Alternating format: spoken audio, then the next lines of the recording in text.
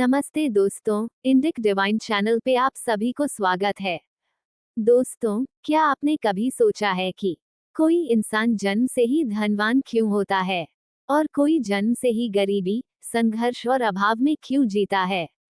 क्या गरीबी सिर्फ किस्मत है या पिछले जन्म का पाप?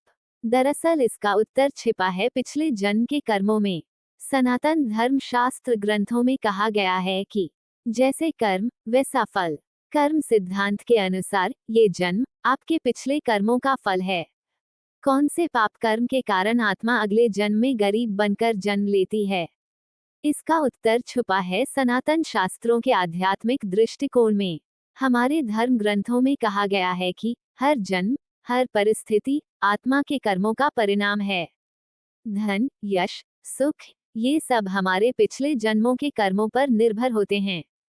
तो चलिए जानते हैं कौन सी पाप कर्म के कारण इंसान अगले जन्म में गरीब होकर जन्म लेता है। पहला, दान न देना या दूसरों से धन छीनना। जो व्यक्ति अपने पास होते हुए भी जरूरतमंदों की मदद नहीं करता या दूसरों का हक छीनकर खुद ऐश करता है, वो अगले जन्म में अभाव भोगता है।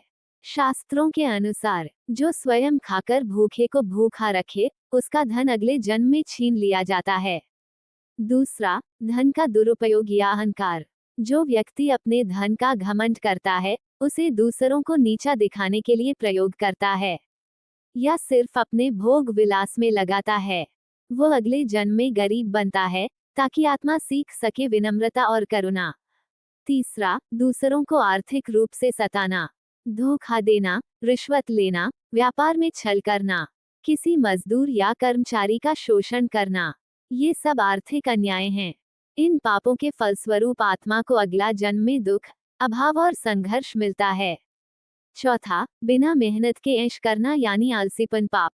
कुछ लोग जन्म के आधार पर तो धन पाते हैं, लेकिन उसका सदुपयोग नहीं करते, सिर्फ भोग, नशा, विलास में खो जाते हैं। ये भी एक प्रकार का आलसी पाप है, जिसका फल अगले जन्म में कड़ी मेहनत और गरीबी के रूप में मिलता है। दोस्तों, गरीबी एक शाप नहीं है, यह आत्मा के लिए एक सीखने का अवसर है। गरीबी पिछले जन्म के पापों की सजा हो सकती है, लेकिन इस जन्म के कर्मों से उस भाग्य को बदला जा सकता है। अगर हम इस जन्म में सेवा करें, दान करें, किसी का शोषण न करें, धन का उपयोग धर्म और भलाई के लिए करें, तो हम आने वाले जन्मों में सुख, समृद्धि और शांति का अनुभव कर सकते हैं। अंत में कहेंगे, कर्म करें, दुख न पालें, क्योंकि हर आत्मा के लिए मोक्ष की ओर ही जाना ही परम गति है। आज की जानकारी यही तक। वीडियो अगर आपको अच्छी लगी हो तो एक लाइक करके चैनल को सब्सक्राइब कर लीजिए। धन्यवाद।